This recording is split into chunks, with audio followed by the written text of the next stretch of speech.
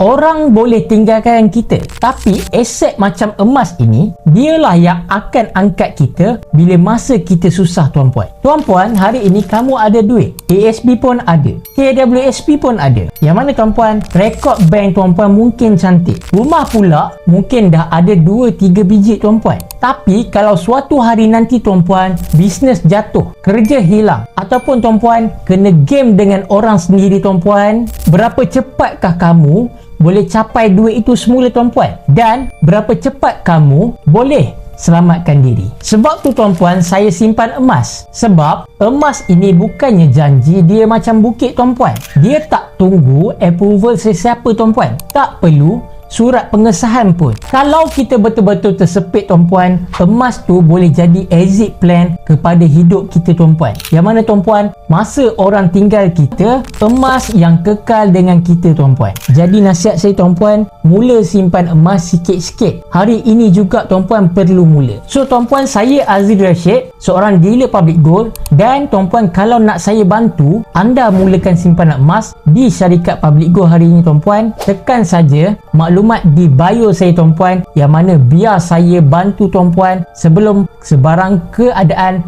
memaksa kamu untuk berubah.